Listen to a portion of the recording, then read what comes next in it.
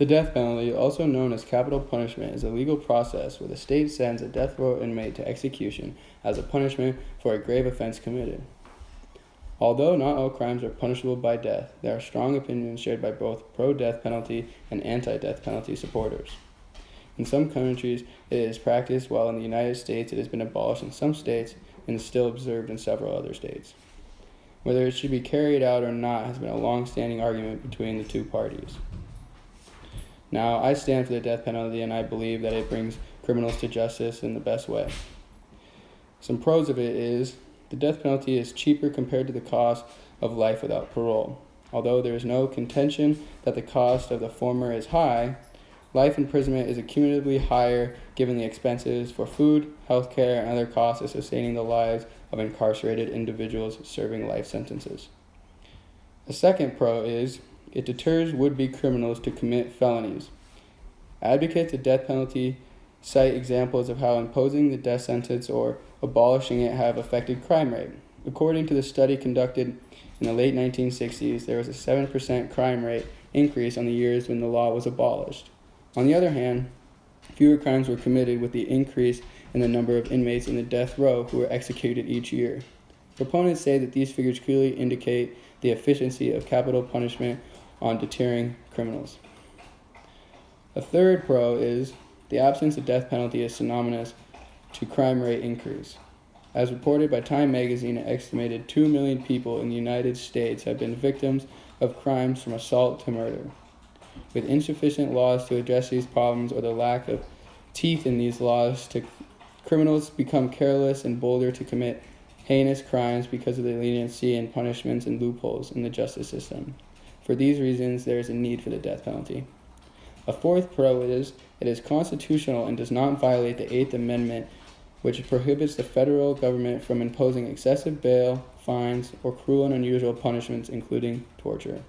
Advocates of the death penalty say that the pain associated with the execution of death row inmates is not probable. Even the U.S. Supreme Court has rejected the Eighth Amendment challenge, which stated that the drug used to render the criminal coma-like unconscious before injecting the lethal drug is not capable to do so completely. The Supreme Court was firm on its stand that any method of execution definitely will inflict some pain, and states with capital punishment have already adopted more humane methods to carry out the executions. A fifth pro is the death penalty is a just punishment for crimes committed to rights to life, freedom, and safety of victims. It is the right of an individual to live peacefully and be free from harm. Unfortunately, crimes like murder, rape, and assault are committed by perpetrators who have no regard for life, property of others. Since they violate other people's lives, it is but fair that they are brought to justice and suffer the same fate they rightfully deserve. People who are for capital punishment also talk about free will, wherein an individual is given the right to do things in his or her own violation, or he or she is responsible for his or her own fate. Now, I talked to my parents about this, and their opinions were a little bit different. They came up with a few cons of the death penalty that are listed now. The first is innocent people are wrongly executed. One of the arguments of opponents of the death penalty is the inevitability of sending innocent people who are wrongly accused to death row and eventually execution. The sad thing is about this, according to those who are opposed, is that innocence is proven after the execution has been carried out. A second con is, in relation to free will, some criminals are suffering from mental illnesses or are having clouded judgment at the time of the crime. Opponents contend that there are instances where people commit premeditated crimes and are aware of what they are doing. However, it does not discount the fact that crimes can also be committed out of passion or extreme anger triggered by situations which make an offender act on impulse. There are also those who are suffering from mental illnesses and are not taking medications which can lead to them committing offenses they are not controlled of. Number 3, it is an added cost to government taxpayer money. With the argument that life imprisonment with no parole is more expensive, opponents say that in general, the government spends more taxpayers' money in handling cases of death row inmates.